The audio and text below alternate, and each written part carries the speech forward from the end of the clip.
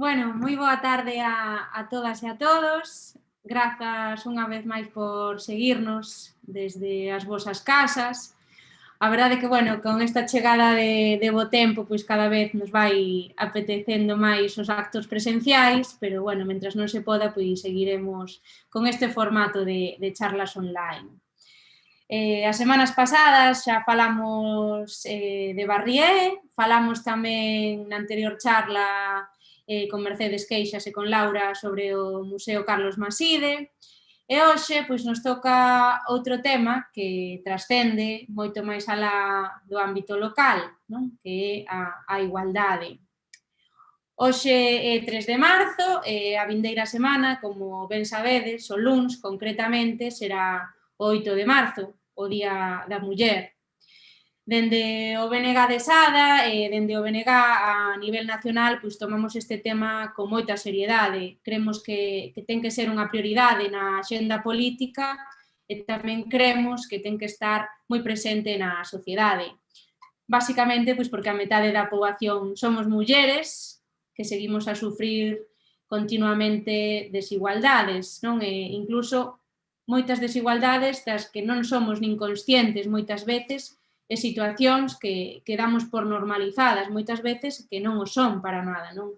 Por elo, pois, queremos falar de igualdade e este ano máis que nunca, porque despois de varios anos xa de avances espectaculares no feminismo galego, onde vimos como se enchían as rúas de todo o país con movilizacións e concentracións masivas, parece que este ano, pois, polo tema da pandemia, non se vai a poder repetir do mesmo xeito, pero sí que temos que seguir estando presentes. Daquela, pois, queremos falar sobre igualdade, queremos falar sobre feminismo e queremos facer ruído, de alguna maneira, desde a nosa organización, para deixar claro que, aínda que non podamos encher as rúas dunha maneira masiva, pois o feminismo galego segue mobilizado e pois máis activo que nunca, non? Desde as miñas responsabilidades como concelleira de Igualdade no noso concello, en Sada, pois podo ver dunha maneira clarísima que dende 5 anos para aquí, que é o tempo que levo desempeñando esta función, as cousas mudaron dunha maneira espectacular no ámbito da igualdade. Está claro que queda moitísimo que facer, pero que todo o conseguido ata agora, grazas ao feminismo galego, ten que servir como aliciente, ten que servir como estímulo para darlle continuidade. En 5 anos, no noso municipio, que é o que me permite a min facer unha comparación, de alguna maneira, pasamos de ter ningunha a ter 2 asociacións feministas autoorganizadas. En 5 anos se empezan a incluir cláusulas sociais para promover a empregabilidade da muller. No ámbito deportivo, en Sada, foi unha pasada, está sendo unha pasada, contamos cun equipo de fútbol feminino consolidado, pasamos a ter máis mulleres que homes adestrando no clube de atletismo, temos rapazas, equipo de rapazas campionas a nivel estatal no clube Sada Patín, e, bueno, pois pasamos a ser un municipio no que non se falaba apenas destos temas, a sair todos os 25 de novembro todos os 8 de marzo ás rúas. E tamén, bueno, pois un claro exemplo do avance como sociedade na nosa localidade a hora de reivindicar os dereitos das mulleres é a implicación nas campañas que se fan dende as distintas administracións, non? Por exemplo, a campaña en negro contra as violencias na que Sada participou durante 4 anos consecutivos pasou de 30 participantes o primeiro ano a 120 o último, 3 anos máis tarde. Máis dun centenar de comercios e locais de hostelería se movilizaron ante os continuos feminicidios que sufrimos as mulleres, non? E máis, pois esta campaña da que falaba en negro contra as violencias calou tanto no noso concello e nos concellos de todo o país que moitos cartaces con lemas como espazo libre de violencias machistas permanecen en moitos escaparates a día de hoxe, non? Se deixan durante todo o ano, non? E, bueno, todas as mulleres, como dicía antes, pois sufrimos discriminación no noso día a día. Eu, pois, a verdad que sempre o digo e me queda moi gravado que cando cheguei ao Concello, con 27 anos, máis de un pois me trataba ou como a secretaria do concelleiro, non? Que non podían concebir que ou eu non tiña a imaxe dun concelleiro, non? Ou dunha cosa. E, bueno, pois ainda hoxe, ainda a día de hoxe se pode percibir, creo que non sou unha única, que en calquera reunión con presencia de homes e mulleres, non, as miradas, pois, sempre se dirixen principalmente aos homes. Nos estamos sempre nun segundo lugar. E estas cousas, pois, do día a día, que aparentemente son banalidades, pois, ao final, acaban materializándose en cuestións moito máis serias, derivadas deste sistema patriarcal que temos, non? Desde discriminacións salariais, falta de conciliación, asimilación de tarefas de cuidados, e, bueno, creo que tamén hai que facer, e me gustaría facer especial fincapé pois, nas dificultades que atopan as mulleres con algún tipo de diversidade funcional e que teñen que facer fronte a esa dobre discriminación, non? Tanto a hora de gozaren de servicios adecuados, accesibles e alcanzables como de poder dispoñer dunha pensión contributiva como fonte de ingreso, ou incluso pois, as cuidadoras dunha persona con discapacidade, non? Que teñen que reducir as xornadas ou renunciar ao traballo sen compensación algunha, non? Está claro, e vemos os datos ano a ano que en canto a emprego, pois a fenda salarial é absolutamente unha brutalidade, non? O número de mulleres desempregadas nada ten que ver co número de homes, non? E a día de hoxe, pois, é moito máis fácil que un home cunha titulación universitaria atope traballo moito antes que unha muller. E, por suposto, pois, a contratación parcial e temporal que é a máis precaria e incide nas mulleres moito máis, non? A máis cualificación sempre se contratan máis homes que mulleres. E este 8 de marzo, nesta situación extraordinaria como sociedade que estamos vivindo neste ano 2020 e 2021, cremos que se debe reivindicar e facer especial énfase nas consecuencias da pandemia sobre as mulleres, non? Especialmente sobre os ámbitos de traballo, regulado ou no ámbito da denominada economía mergullada, así tamén como no ámbito dos cuidados non remunerados, que son especialmente pois, os feminizados. Non? Estamos nunha crise económica e social que xa é moi dura, xa está tendo unhas repercusións enormes, que se verán agravadas sobre todo para nós, para as mulleres. E seremos as que máis paguemos, por suposto, as consecuencias desta pandemia. E, ademais, pois, de todo isto, temos que seguir aturando a moitos representantes políticos e incluso pois, ao presidente da Xunta, ao señor Feijóo, con declaracións criminalizadoras do 8 de marzo do pasado ano, non? Criminalizouse e culpabilizouse as concentracións da pandemia, non?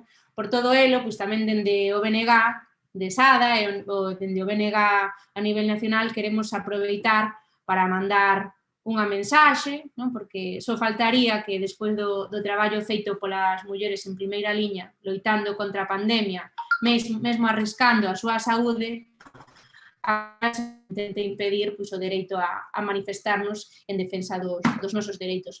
Por suposto, pois, cas máximas garantías e sabendo no momento en que estamos, sendo conscientes da realidade, pero desde logo que non serei eu, non seremos nós quen lle digamos a unha traballadora dunha residencia, a unha limpadora, a unha enfermeira, a unha cuidadora e a tantas outras mulleres que o deron todo nesta pandemia que non poden reivindicar os seus dereitos este 8 de marzo se así o queren e se así o sinten, non? Sabendo que o farán sempre pois, coa máxima responsabilidade, coa mesma coa que nos cuidaron durante o máis duro da pandemia, non?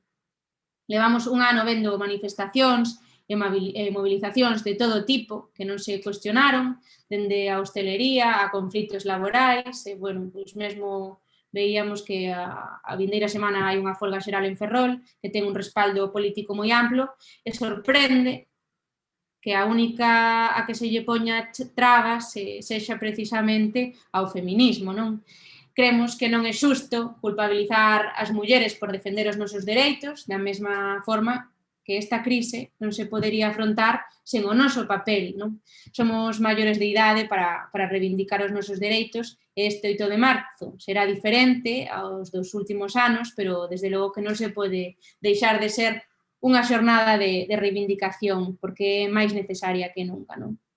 Dende o BNG, pois, facemos ese chamamento a todas aquelas mulleres que se queiran adherir ás convocatorias, as diferentes convocatorias que vai haber, en Sada, pois a máis próxima é a da Coruña, non? Que hai unha concentración convocada pola CIGA, o luns día 8, ao mediodía terá unha concentración na Praza de Pontevedra, onde confluirán 3 comitivas con orixe na estatua de Breogán, ao pé da Torre, ás 11:30, na Casa do Mar ás 11:15 e na Praza de Vigo ás 11:30.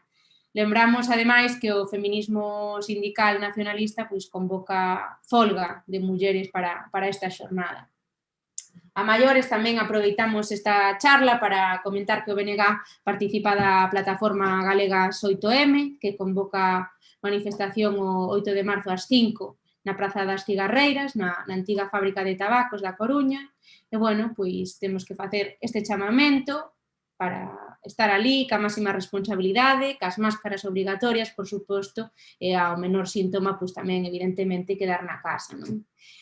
E, bueno, eu creo que xa falei demais, que xa me tedes a min moi vista, non quero roubar máis tempo, porque hoxe pois, nos acompaña Iria Carreira, que é licenciada en Medicina pola Universidade de Santiago e traballa como médica residente de Medicina Familiar e Comunitaria.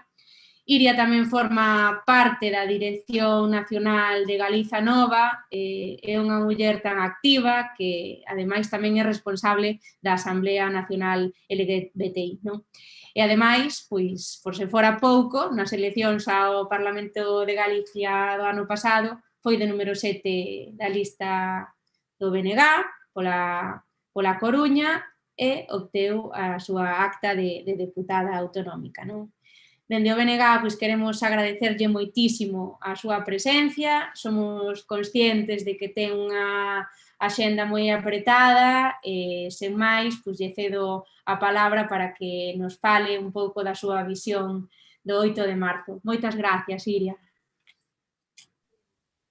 Bueno, graciñas, Isa, por toda esa presentación, por unha parte que case me poño colorada, e pola outra por todo o contexto que fuches introducindo. Grazas tamén ao BNG de Sada por convidarme a facer parte deste ciclo de palestras que estades a facer, palestras que, como decías, son totalmente innovadoras ou anómalas ou porque nos falta esa presencialidade que, bueno, iso, que co bo tempo, con esta aparente normalidade que se está vivindo nos últimos días, pois case se empeza a botar xa demasiado en falta. Como dicía, xuntámonos aquí hoxe para falar do 8 de marzo, o Día da Muller Traballadora. Gustaríame incidir para comezar no nome do día. É o Día da Muller Traballadora, aínda que últimamente estamos vendo como desde organismos, incluso desde a ONU, se lle elimina esta última parte de traballadora e se deixa simplemente no Día da Muller. É dicir, elimínase toda a carga política que ten este día, toda a carga que ten de loita de clase, de loita obreira e de loita polos dereitos das mulleres, e para deixalo nun día descafeinado, sin toda esa reivindicación que traía consigo. E é que temos que ter en conta, así, a modo de contexto histórico, que as mulleres accedemos ao mercado laboral no momento en que fomos precisas, é dicir, no momento das grandes guerras, cando as fábricas estaban quedando paralizadas porque os homes se mandaban á fronte da batalla e corría perigo a produción que se vía nas fábricas, aí é cando se botou man das mulleres e das crianzas tamén para que esa produción non se detivese.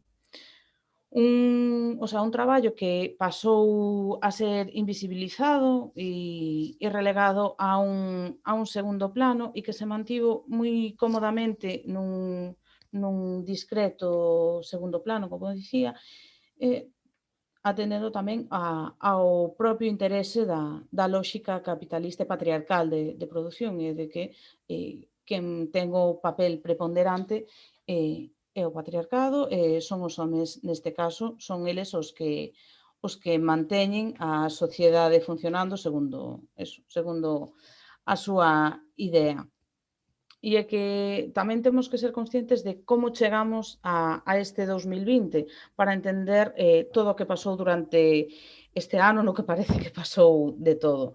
E é que o proceso polo que cal fomos chegando o 2020, o que vemos é que a situación das mulleres no eido laboral, sobre todo, é unha situación que nos deixa nunha posición moi complexa. É dicir, por unha parte, temos unha fenda salarial que non é para nada desbotable. No 2019, a fenda salarial era do 20% con respecto entre os salarios de homes e mulleres e calcúlase que para poder, ao ritmo no que se estaba equilibrando esta fenda, sí que é certo que se foi reducindo nos últimos anos, pero de seguir este ritmo de reducción farían falta 300 anos para poder chegar a igualar verdadeiramente salarios de homes e mulleres. Unha fenda salarial que, ademais, xoga o despiste moitas veces, é dicir, é moi fácil, salta moi ben á vista cando dúas persoas co mesmo posto de traballo reciben un salario diferente. Que pasa? Que moitas veces o que estamos vendo é que non é só a diferencia económica, é que as mulleres accedemos a uns postos laborais que teñen denominacións diferentes.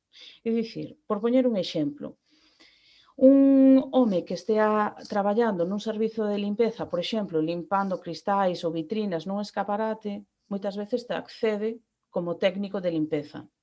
En cambio, a muller vai ser unha limpadora. É dicir, temos aquí unha diferencia que non é só a nómina a final de mes, é que os postos de traballo, aínda que sexan similares, reciben unha categoría diferente e dai emanan moitas diferencias salariais. Xa non é só a fenda salarial, é que ademais as mulleres accedemos a postos con maior precariedade laboral. Por unha parte, son postos cunha maior temporalidade, as xornadas parciais fronte ás xornadas completas teñen un maior peso e vímolo moi ben incluso como durante este 2020 a taxa de destrucción de emprego, o 77% dos empregos que se foron destruindo durante este último ano foron empregos de mulleres, foron postos laborais de mulleres. Toda esta situación de maior precariedade, maior temporalidade, menor cotización, por tanto, é unha fenda salarial tan notoria que nos acaba por traducir despois é que as mulleres temos unhas pensións que son diferentes, ou sea, significativamente menores que as dos homes. A fenda salarial non é xa só durante o período activo, é que se mantén moitas veces despois de finalizar ese período activo se mantén durante a xubilación ao ter acceso a unhas pensións que, como digo, son moito menores. E o que estamos vendo é que todo isto acaba por provocar que a muller traballadora ten unha situación de maior vulnerabilidade no mercado laboral e que acaba por provocar que moitas veces a imaxe que temos da pobreza nestes últimos anos, sobre todo, é a de mulleres con crianza, sobre todo, ao seu cargo. Con todo este caldo de cultivo que xa traíamos de anos previos, chega a pandemia, chega a Covid e chegan todas as súas consecuencias. E que vemos durante todo este 2020? Vemos, por unha parte, que, como dicía, a destrucción de emprego é brutal, pero, sobre todo, a de emprego feminino é absolutamente abrumadora. Porque tiñamos uns traballos que eran moito máis precarios e porque hai outro factor que que é moi importante analizar e sobre todo despois do ano que vimos de pasar, e é o papel que teñen os coidados. Cantas mulleres non se viron obrigadas a deixar o seu posto de traballo cando en marzo, en abril, en maio, pecharon escolas, pecharon centros de día e de repente se viron con crianzas, con persoas dependentes, con persoas maiores que había que coidar delas. Quen foi eminentemente quen renunciou ao seu posto de traballo para dedicarse a ese labor de coidados? Foron as mulleres na maioría abrumadora. E é que, o sea, nunca se vira tal caída na taxa de actividade feminina desde a súa entrada no mundo laboral. Desde que as mulleres, eso, como dicía, na época das grandes guerras nos fomos introducindo no mundo laboral, a nosa taxa de actividade fora aumentando paulatinamente ano tras ano, ata que chegou o 2020, no que a caída é abrumadora, o que demostra, por unha parte, a precaria que era a nosa situación nese mundo laboral, estaba moi lonxe de ser consolidada, pero tamén demostra outra cousa que se viña denunciando desde fai moitísimo tempo, e é que a conciliación da vida laboral e a vida familiar era absolutamente precaria e débil. As crises, estase a apuntar últimamente que todas as crises que se foron producindo neste último século, todas as crises económicas, iban sacando as mulleres paulatinamente da casa para incorporalas ao mercado laboral pola necesidade que había de man de obra. Pero foi esta, do 2020, a que nos está obrigando a volver aos nosos fogares. E é que o tema dos coidados demostrouse durante toda a pandemia que foi fundamental. No 2020, a manifestación unitaria do feminismo galego que houve en Verín, o lema que levaba a Galegas 8M era o de sen coidados non hai vida. Que non iba a dicir? Parece que acabou por ser premonitorio. E é que realmente demostrouse durante todo este ano a importancia, o papel fulcral que teñen os coidados na vida e na nosa sociedade. Os coidados que, por unha parte, son coidados profesionalizados e que son empregos que están eminentemente desenvolvidos por mulleres. Pensemos no caso, por exemplo, índonos ao eido sanitario e sociosanitario, tanto as auxiliares que traballan nas residencias sociosanitarias, traballadoras de enfermería, traballadoras médicas ou sanitarias de calquera tipo, pero que tamén, iso, limpadoras ou calquera outro estamento calquera outra categoría do sector dos coidados, as traballadoras dos servizos de axuda no fogar, etc. Son traballos no que o papel das mulleres é importantísimo, basicamente están sustentados por nós. Pero que ademais temos outra vertente importante que analizar en torno aos coidados, que son eses coidados que non están profesionalizados, son os coidados que quedan dentro da casa e que son asumidos tamén polas mulleres. Estímase máis ou menos que o 20% do tempo que as mulleres temos está dedicado aos coidados, cando os homes non chegan a dedicar máis de un 7-8%. É dicir, a quinta parte da nosa vida adícase a un labor de coidados, ben sexa a un coidado de menores, a coidados de persoas dependentes, a coidado dos nosos maiores ou o que sexa.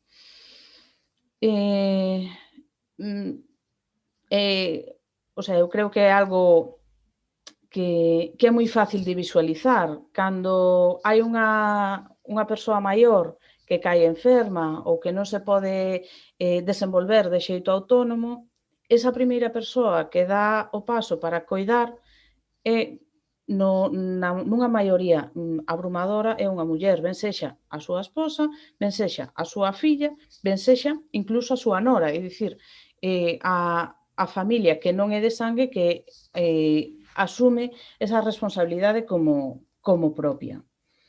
Todos estes papeles de coidados que xa non é só o tempo que supoñen ou a inversión ou a falta de remuneración que teñen, e que ademais isto condiciona a vida das mulleres dun xeito abrumador, no sentido de que ao investir tal cantidade de tempo tamén nos vemos na obriga de que moitas veces as mulleres renuncian a postos laborais mellores, a optar a melloras de condicións de traballo por non poder compatibilizalas cos seus labores que están a desenvolver dentro do fogar. Por exemplo, mulleres que acaban de ser nais e que non poden acceder a un posto de traballo porque non se lles adecúa para poder desenvolver o cuidado das crianzas. Todo isto, como dicía, acaba por redundar na situación que xa mencionei antes, nunhas peores condicións de traballo, unha maior temporalidade, con máis peso de xornadas parciais, con máis posibilidade de destrucción de emprego. E, ademais, aí Isa apuntaba a situación das mulleres con unha diversidade funcional que teñen un hándicap engadido, que teñen esa diversidade pola que teñen que case parece que teñen que demostrar que son aptas cando noutras circunstancias presuponse esa aptitude para un posto laboral. Tamén hai outras circunstancias que veñen a agravar todo este panorama que temos as mulleres traballadoras. Por exemplo, eu voume centrar nun aspecto que é o que temos as mozas galegas. Sumada a toda esta precariedade laboral, vemos que nos últimos tempos a situación que temos a mocidade en Galiza a nivel laboral é desoladora. Temos moi poucas oportunidades laborais, optamos a postos de traballo que son extremadamente precarios, temporais e que acaban rozando moitas veces na explotación laboral e que acaban por abocar ao futuro máis triste que eu creo que pode ter un país e unha sociedade, que é a emigración. Cantos mozos e mozas non emigraron pola falta de futuro para desenvolver a vida aquí. E no caso das mozas o que vemos é que ao final son dúas circunstancias que acaban por converxer, que a falta de oportunidades para a mocidade e a falta de oportunidades para as mulleres se xuntan, conflúen nesta situación e acaban por potenciarse. E neste sentido, como dicías, o papel que temos as mulleres como sociedade e as mozas tamén neste caso, é o de dar un paso á fronte e demostrar, visibilizar cal é o noso papel á hora de manter en pé esta sociedade. Parece moi acertado o lema da campaña do BNG deste ano: sostemos o presente, cambiemos o futuro. O sea, demostrouse que as mulleres son imprescindibles para manter a sociedade. Vímolo demasiadas ocasións e vimos como o traballo que estamos a desenvolver e mencionar unha vez máis o papel que desenvolvemos no sector dos coidados resultou fundamental para poder avanzar, vou retirar este termo, para poder continuar dentro desta, desenvolvernos dentro desta crise sanitaria. E por iso tamén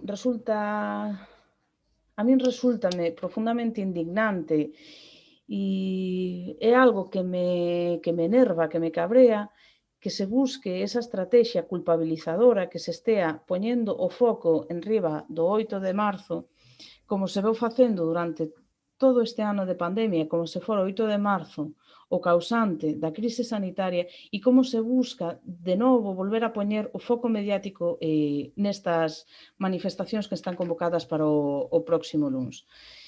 Nin o 8 de marzo foi o causante do avance do virus, e vímolo ben, que os contaxios, por desgracia, foron moito máis alá de marzo e a crise tivo unha importancia moito máis alá ao longo dos meses, nin vai ser este 8 de marzo o que teña o punto clave para o empeoramento ou para a mellora da situación sanitaria.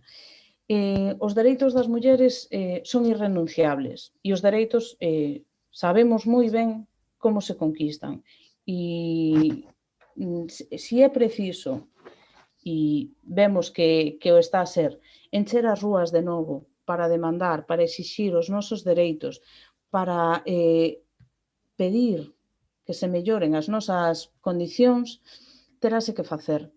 Lonxe de estrategias burdas e que son, a verdade, que son lamentables de culpabilizar, de pretender poñer o foco aí sobre estas manifestacións. Mencionabas manifestacións como as da hostelería ou incluso aquí en Compostela puidemos ver fai unhas semanas como se deron manifestacións de negacionistas polas rúas da cidade ou incluso noutros sectores noutras partes do Estado se están vendo manifestacións importantes de sectores da ultradereita.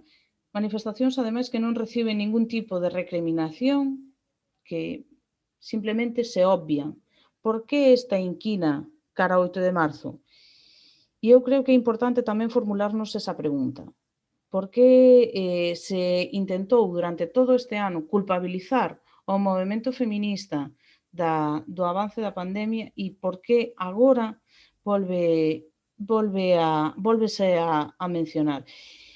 E eu creo que, esta é a miña opinión persoal, creo que un dos motivos polos que se centra tanta atención e se intenta denostar o movemento feminista, sexa cal sexa o argumento, é porque demostramos que as mulleres non estamos aquí simplemente para ser un segundo plano ou a armazón que sostén un sistema mentras que nos aguantamos sobre os nosos ombros caladas e en silencio.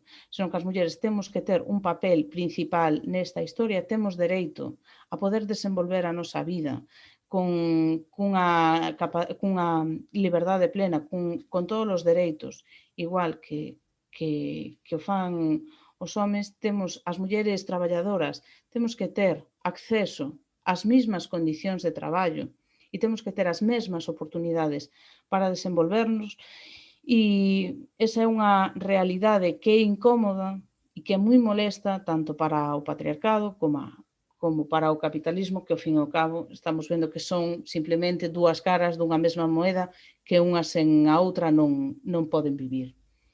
Entón, simplemente iso, animarvos a todas a encher as rúas o próximo 8 de marzo, enchelas evidentemente con seguridade, con responsabilidade, como vimos facendo durante todo este ano. O comportamento da sociedade galega foi exemplar ao largo desta pandemia. Vimos que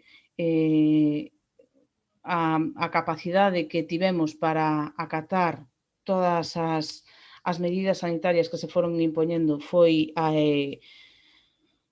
abrumadora e así imos seguir demostrando que se pode seguir loitando polos nosos dereitos e que eso non está en ningún momento en disputa coa responsabilidade social e coa responsabilidade sanitaria que temos.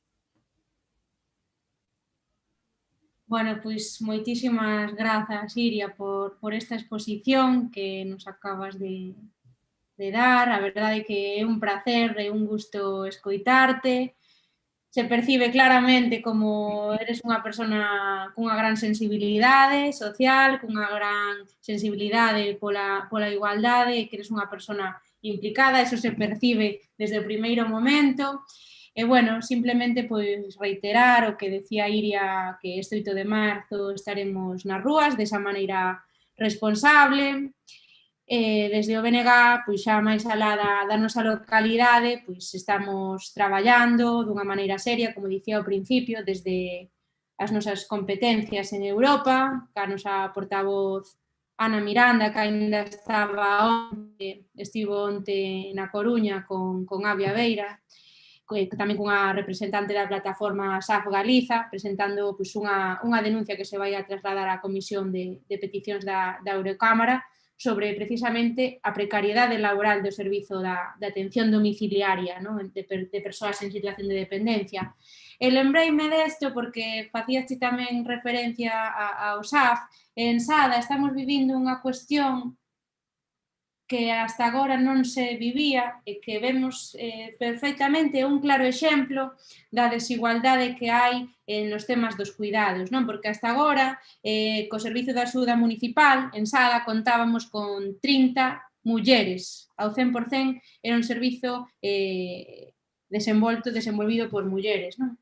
Este ano se incrementou a plantilla, non? Con 3 homes. Pois o rexeitamento que hai entre os usuarios para que esas tarefas de cuidados os desenvolvan os homes é unha loita diaria. Porque todavía queda moito que facer, porque sempre se nos asignan a nós esas tarefas e costa moitísimo, sobre todo, bueno, pois con xente de idade avanzada, pero hai que seguir incidindo na xuventude que as cousas están cambiando e que, bueno, pois desde o ONG, tanto desde Europa, vamos a seguir reclamando esa igualdade, o noso representante tamén no Parlamento de España, Néstor Rego, e tamén pois, con todos e todas vos no Parlamento galego, que cada vez sodes máis, igual que cada vez o BNG pois, vai contando con máis representantes e que alá onde estemos pois, seguiremos loitando pola igualdade desde todos os ámbitos. Sen máis, pois agradecer a presenza de todas vós e nos vemos na seguinte charla. Moitas grazas a Iria e grazas a vos por escoitarnos. Grazas.